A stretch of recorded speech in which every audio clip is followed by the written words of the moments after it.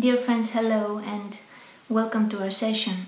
This is Mantalena Kaili recording from Greece, and on behalf of my partners at the NGOs Love 146 and K.E.A.N, I would like to thank you in advance for watching.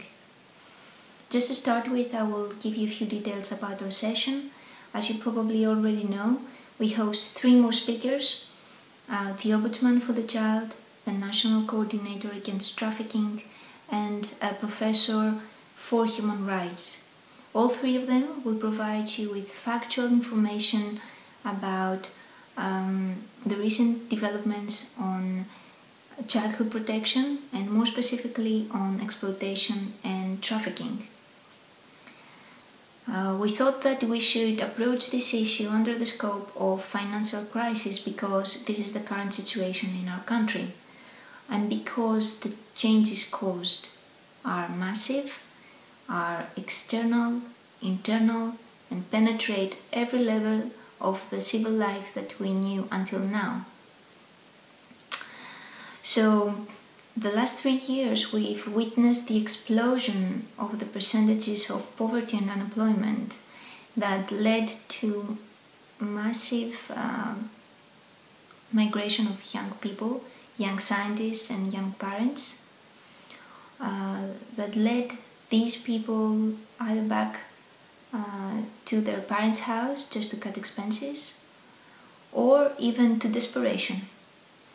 We all now have a friend or a friend of a friend who just took the flight to a country with more job offers or moved back to their parents' house or who just couldn't bear the indecent pressure of owing to a bank and committed suicide.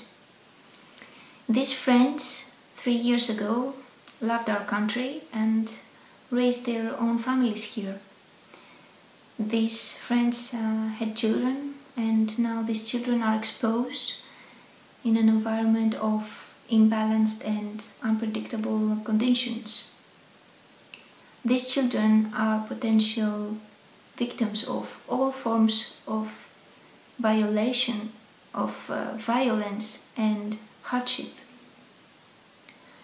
And this is the point that you know that Greece is in crisis when family cannot support its members, because no matter what the situation was, family has always been the core of stability of our society. So now family has become the onlyest shelter. But for how long? Because in the meantime, the state of a country with the biggest coastline in Europe, like Greece is, with less and less funds, has to face external factors of humanitarian crisis of other countries, such as illegal migration, refugees and asylum seekers, and also has to deal with the organized crime of trafficking and exploitation, which rest in the vulnerability of these groups of people. In this picture, if you think that there are children, it becomes more horrific. So there are accompanied or unaccompanied minors who are trafficked through Greece and forwarded to European big cities, or children who are arrested to be examined or saved in Greece. And this is when another episode of the adventure of children with no names or IDs begin in Greece. And what procedures followed you will know in a while during the videos of our speakers. So what do we do for all this? That was our initial question, and this is how our Love 146 story began in Greece. We thought that this was the the most proper momentum of collaboration of a local NGO like K.E.A.N with an international non-profit organization like Love 146, which has expertise on childhood issues. We thought that we should work closely with already existing efforts from other organizations, from NGOs, from the civil society, as well as to build communication with authorities and to partner with networks from abroad and other countries. So the concept that inspired us has been that we need to identify local solutions for global problems. Please watch the videos and we'll be back to tell you how we plan to make this concept real.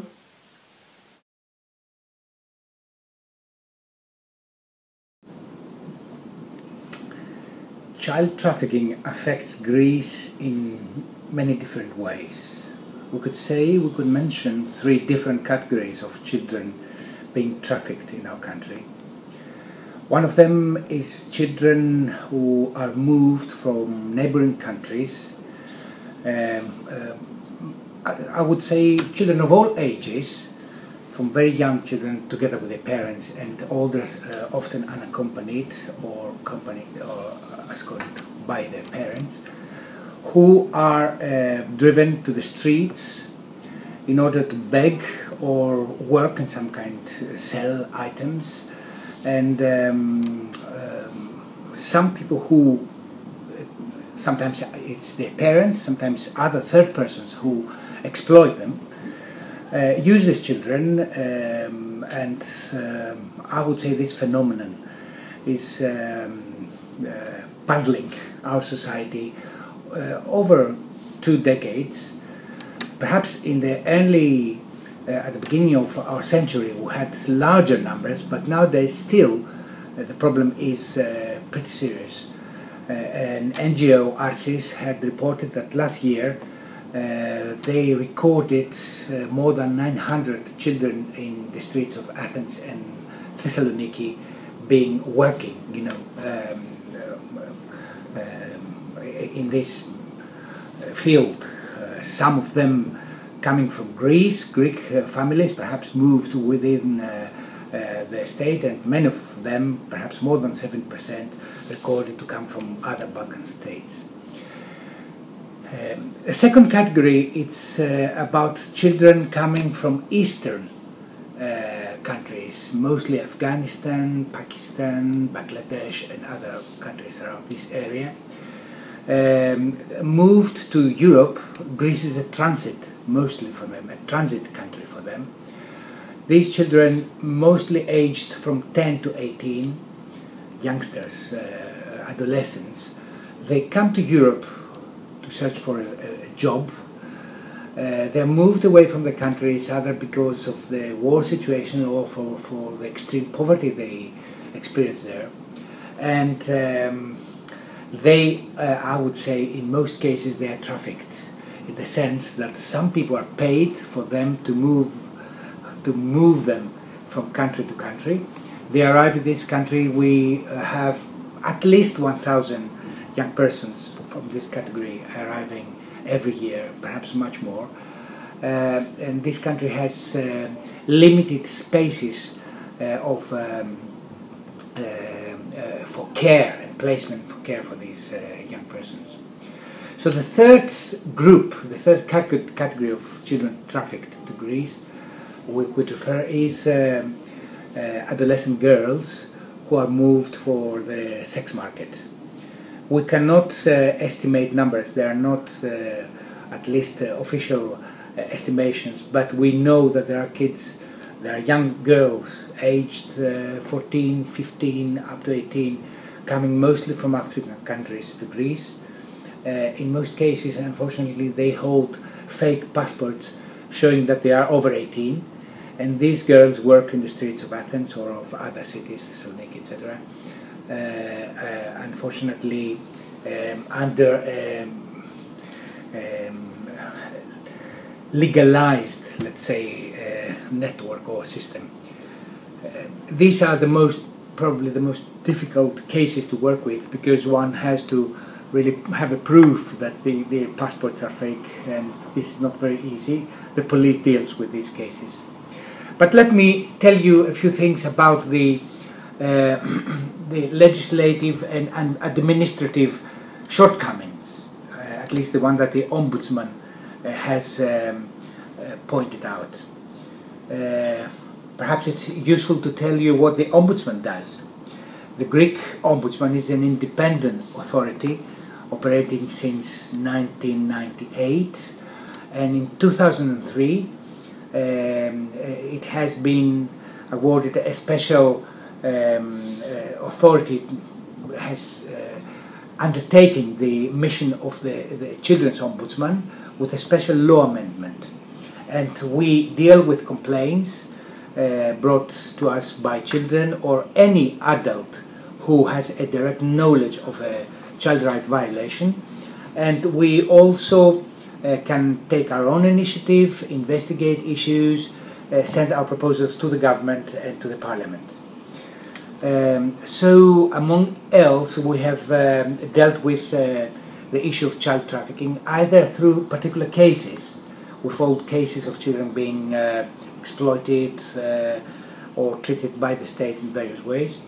And we have also tried to negotiate, talk with representatives of NGOs, of specialized agencies, of the National Center for Social Solidarity regarding how these children are treated and what the Greek state does for their best interest.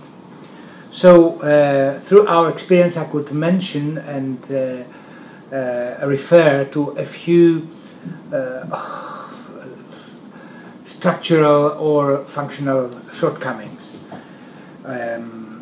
First of all, the first problem I would refer to is that the Greek state approaches these children, all the children who are trafficked, mostly through police activity, through police methods, which means that children may be approached and occasionally sometimes be placed in police detention, or what we call here police protective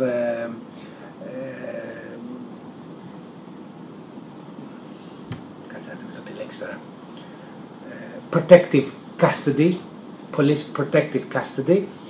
And social services may intervene or may appear at a later stage. This is, of course, wrong, despite the fact that the Greek, according to Greek law, begging or selling things in the street is illegal, and also many of these acts that these children are involved with could be penalized. But in fact we know well that these children are first of all victims. So what we should first do is have street social workers approaching, investigating, seeing what the real problem is regarding these children, finding the persons who may be responsible for these kids, either for exploiting or for looking after them. Collaborate with the police in case some persons need to be prosecuted, but really not bringing these children first in trouble instead of penalizing the behavior of the exploiters, of the persons who have actually taken the responsibility for bringing these children to the streets. Second severe problem is that we have not enough spaces in specialized care placements, shelters, institutions. Unfortunately, the Ombudsman has realized that for all these cases and categories of children I referred to, they are not, as I said, specialized care services and institutions. As a result, many of these kids, after being moved to the police stations, they are sent to hospitals. They may stay in hospitals even for 2 or 3 months, and the services are looking for a solution without having concrete knowledge and available places where they could send them. In some cases they are placed in inappropriate settings. We had a case many years ago, fortunately not anymore such examples are existent in our society, but we had the case that became known internationally also to the human rights institutions of the United Nations and other institutions abroad. The case of Agie Varvara. Agie Varvara was an institution where at the late 90s and early 20s, after the 2000, children that were working in the streets, street children that we call, as we call them, were collected massively by the police and were placed without proper and adequate staff and care and guarding the institution. And of course many of them escaped very soon. They could not properly look after these kids. So within 4 years, as we did a special investigation in these institutions, we had more than 660 kids placed, but about 500 of them escaped, vanished. So this was a severe problem, a malfunction of the Greek care system, and hopefully we're not going to see such a system again happening. But what other can we do? What else can we do? Depending on the particular needs and the case, in some occasions these kids may have to be returned home. What means return? Not just sending them to the borders, which unfortunately has happened with quite a few cases, but collaborating with the state of origin and see on what conditions these kids could be sent back, and sent back safe, and be given from Greek social services to the social service of the country of origin, and return home, and make sure under a supervising system that these kids actually go back to school, go back to their families, and they live a safe life. Greece has signed a bilateral agreement with Albania, and you know that mostly children, at the beginning, children in the streets came from Albania, and we had some good implementation of this agreement and good implementation of the bilateral collaboration with Albania. We have followed cases, and we have visited Albania, and we've seen kids that have been repatriated and going back to school and going back to normal life. And although living in poverty, they are not exposed in such dangers that trafficking and exploitation in Greece would let them be open to. However, with other countries, still bilateral collaboration has not been succeeded, such as with Bulgaria and Romania, who are nowadays countries from where mostly children are moved to Greece from the Balkan area, and of course with countries like Afghanistan, Pakistan, the collaboration is very, very difficult, hard to return kids back home. So really, what has to be done? First of all, we need a national, let's say, coordinating body, knowing and keeping information about how many kids are in what kind of situation,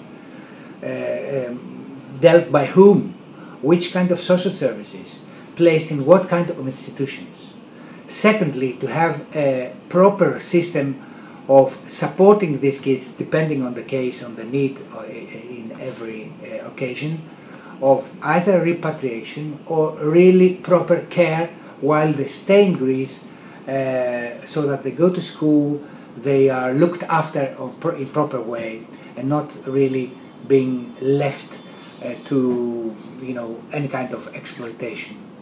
The Ombudsman has suggested and proposed to the Greek government a national action plan for children's rights to be prepared and implemented, including particular actions for trafficked children, in order to prevent and tackle in practice this phenomenon and improve the ability of social services, of public policing and penal treating through the penal system these children, so that in fact they are not treated as violators of the law, mostly, as it often happens, but they are treated as holders of rights for care, support and help, so that they grow as children and they can have those rights that all other children around this society can have, such as caring environment, going to school, enjoying their times and their free activities, and being able to play and smile.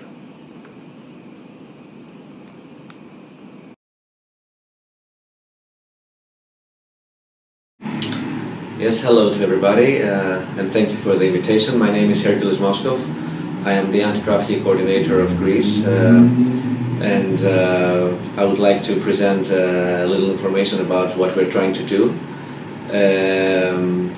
Well, my role is to coordinate different competent authorities in Greece to try to bring closer and to foster closer cooperation between the NGOs and the Greek government, to represent my country abroad and to try to introduce the international best practices into the Greek context. So we very much we are accountable, of course, to the European Union, and we are very grateful that there is a very active network of national rapporteurs and national coordinators there. And recently, the most recent development as far as Greece and the other EU countries are concerned, one that is really important for us, is the transposition of the EU directive about trafficking that, among the other things, establishes formally the office of the National Rapporteur, and we are grateful that this development has been through the Greek Parliament.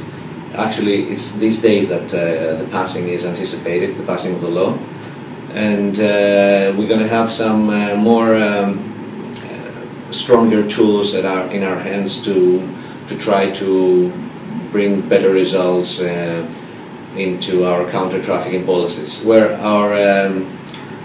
our policies, our strategy is inspired by the 4P approach: protection, prosecution, prevention and partnership. As a mechanism that we are based in the Ministry of Foreign Affairs, we value very much an extroverted approach to that. We value very much partnership. We want to identify unusual partners in prevention and protection policies against trafficking. So, for example, we want to bring issues as diverse as corporate social responsibility into raising awareness, both as far as consumers go and as far as the companies that can be part of our alliance. We want to bring in the cultural sector. We want to involve everybody, and because we feel that unless you're able to address the demand side of trafficking, then you will always have a big problem. So it's not only about persecution, it's about protection and prevention, and of course in order to do that you need a strong partnerships.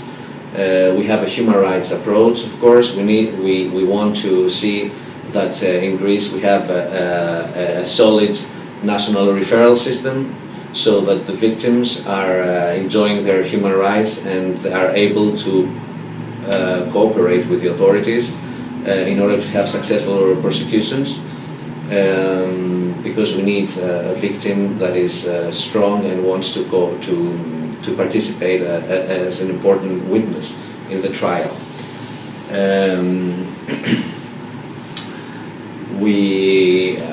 We also are glad that and we encourage our partners, both nationally and internationally, to work with us into some projects that are funded both with EU structural funds nationally, the so-called ESPA here in Greece, and Commission funds that are coming from the ISEC projects. And we are really trying to cement a partnership between the NGOs and the state agencies in these European projects. For example, we have already one good example, and this is with 60 European Union countries to try to harmonize the criteria about first-level identification of victims and to train competent authorities in these criteria. So I have actually with me the results of this 2-year project that is thousands of leaflets and brochures on exactly how to, like a roadmap on how authorities should move and what should they do. And our intention is next year, through a call for proposals that we're about to launch, this will be part of a larger audience. More authorities in Greece will be educated with this manual, so that we can have a real and established national referral system. The same goes for a national database that is very important in order to have a clear picture of the needs and of our strategy. And of course, this call for proposals will also include large-scale awareness-raising campaigns, but not just like TV spots. We want something more interactive through social networks, through the cultural sector, through our allies in the corporate social responsibility world. We want to become, to put forward a more interactive approach there into awareness raising, both of the general public and the competent authorities. As I said, our intention is to be flexible, to think out of the box, to identify unusual partners, and foster a new, political culture as far as the anti-trafficking policy of Greece. And we are very grateful that we have partners like you in our efforts. And I think this is a positive momentum about Greece, even though all the circumstances around us are not favorable in terms of the crisis and the recession. But I think that there is a lot of feedback at the grassroots level. The NGOs are doing a great job, and I think they somehow help us in the state to evolve our approaches and our mechanisms. That's it, basically. Thank you very much, and looking forward to cooperate with you. Thank you.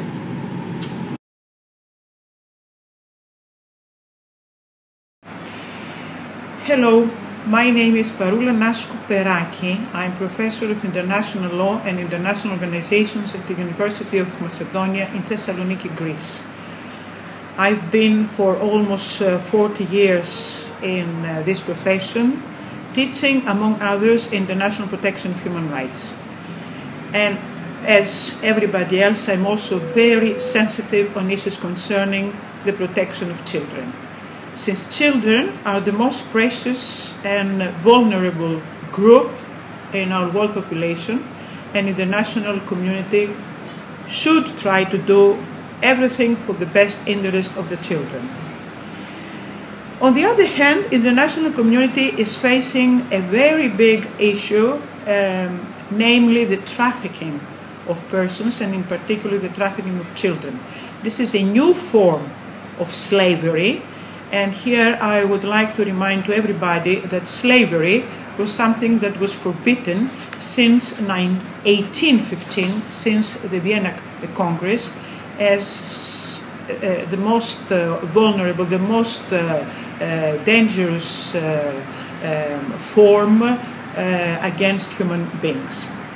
But unfortunately, although slavery was forbidden, we have new forms of slavery in our days, and one of these is the trafficking of persons. If we would like to define the trafficking of persons, there is a put notion of this of trafficking in the protocol to prevent, suppress and punish trafficking in persons, which is a protocol adopted by the United Nations Organization. So there we can see, and I quote, that trafficking is the recruitment, transportation, transfer, harboring on receipt of persons by means of a threat or use of force or other forms of coercion, of abduction, of fraud, of deception, of the abuse of power, or of the prostitution of vulnerability, or of the giving or receiving payment of benefits to achieve the concept of a person having control over another person. In this, it's also included the removal of organs, which is a very bad phenomenon in many parts of the world. What does international community is doing in order to protect children from trafficking? Well, fortunately, on a universal level, there is a lot of work that has been done in the framework of the United Nations and in many specialized agencies. And here I'm referring to the most important convention adopted ever in the United Nations protecting human rights, and this is the CRC Convention, the Convention on the Rights of the Child. There we see a number of articles protecting children, first, from forced labor workers. There we observe absent of hygiene conditions, horrible and dangerous working conditions, regarding an insulting behavior towards children. In Article 32, the CRC Convention is taking a special look on the forced labor of children. Here I have to remind you that the children are not allowed to work up to the age of 15 years, which is something, unfortunately, a rule that has been violated by many countries of the world.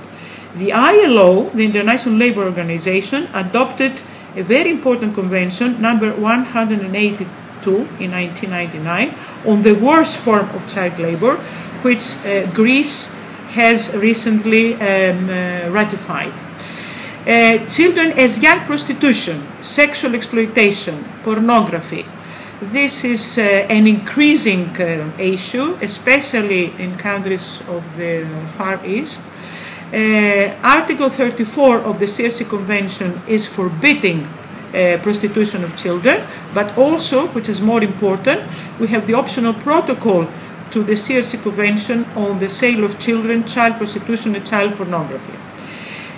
Children exploited in other ways is also protected by Article 36 of the CRC Convention, while children and organ trade is also foreseen in the optional protocol I mentioned before.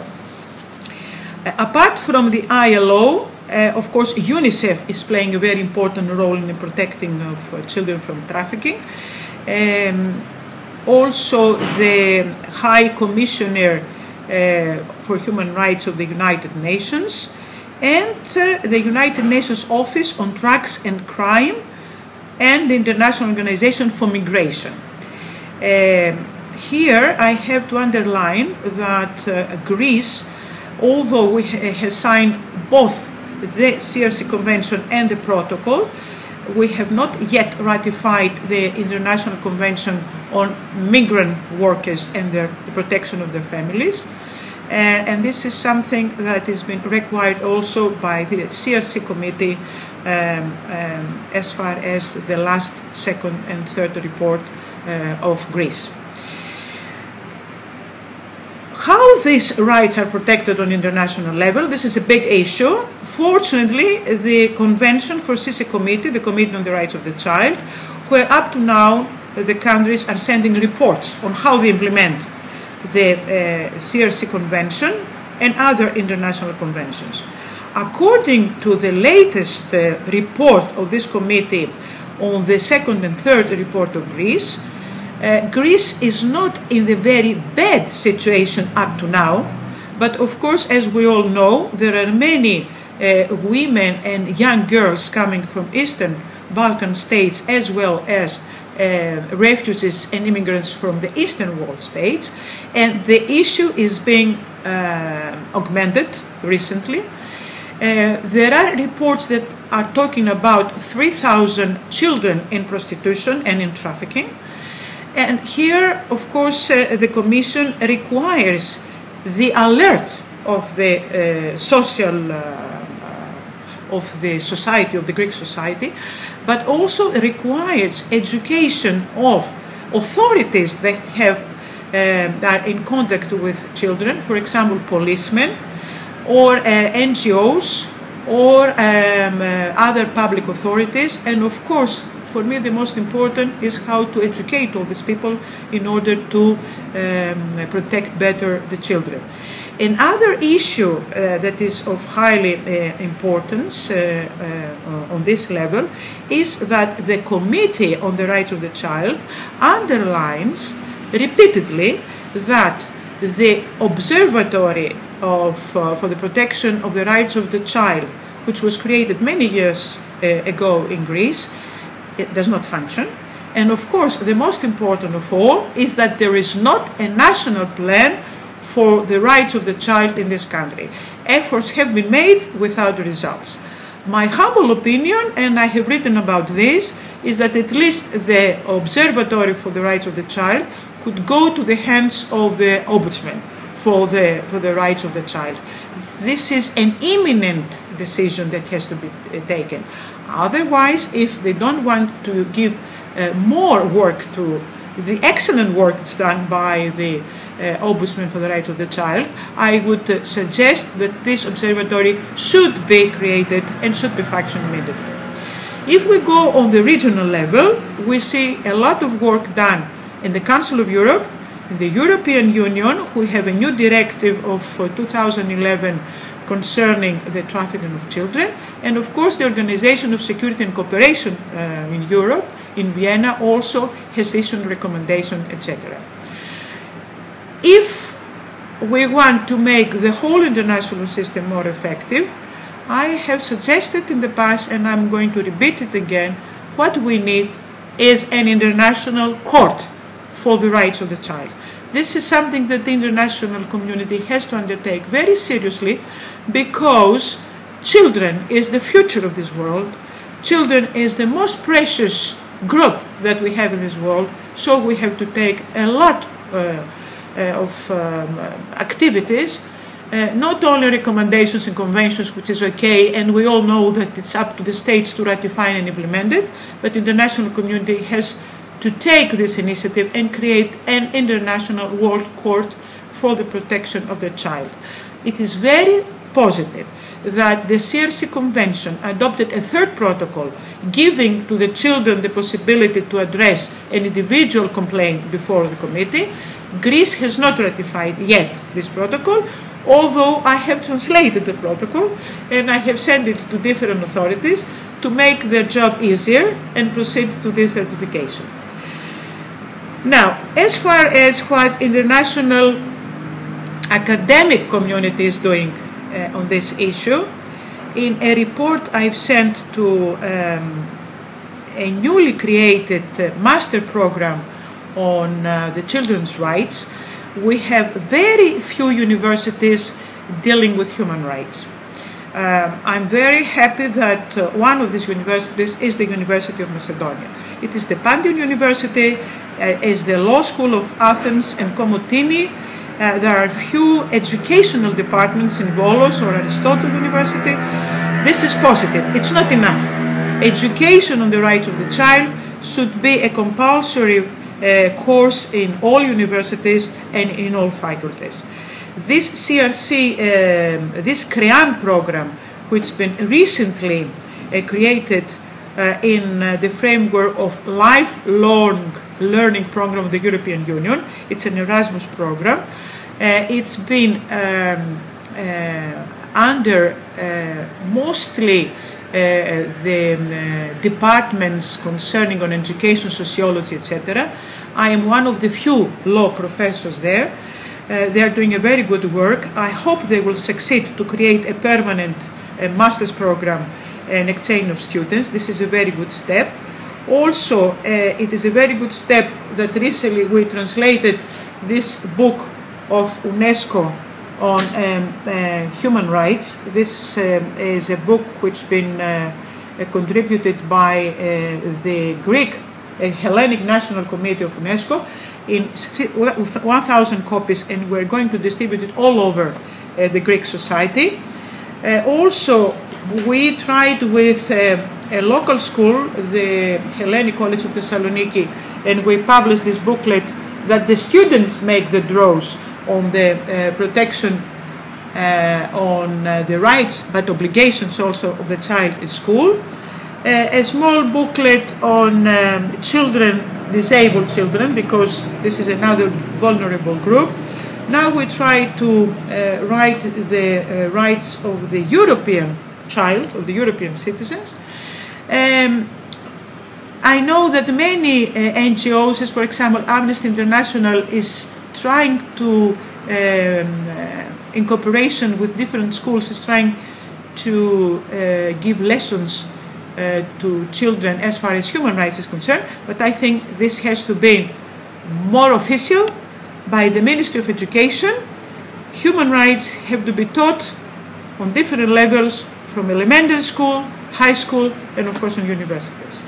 Otherwise, international local society, because I'm mostly interested in my country, Greece, but also international society, cannot have the sensibility and the knowledge to protect children, and mostly to protect the trafficking of children. Thank you very much.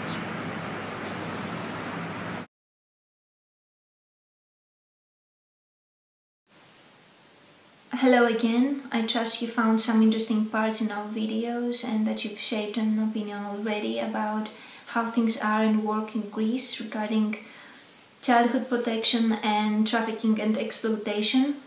So just to sum up, the major needs that our speakers stressed out are the National Action Plan for Children Protection based on the CRC principles and values, the creation of data collection system, and of course the training of the authorities and the workers and the staff that work closely and for the rescue and the aftercare of children in need. These are the main points that our collaboration between Love 146 and K.E.A.N focus on. We work on the prevention part and we work on the aftercare part. We work on the prevention part with task forces and by providing a holistic communication campaign for raising awareness through education. And we work on the aftercare part by supporting the already existing efforts for more shelters, more places for every child in need. We believe that this is a turning point in the modern history of Greece. And at this point we have to be honest, while we re-identify ourselves as citizens of an EU member state, and as we reprioritize our values as individuals, we have to be sincere and honest, and we have to demand and to make sure that in the epicenter of every policy and every regulation children protection will be the major priority. We want to stay and to raise our families in our country, and we want every child in Greece to feel safe. Our hope and goal is to create a childhood memory of safety for every child that was stopped from running free. We hope you to join us, and thank you in advance for this excellent experience of this web conference. See you soon.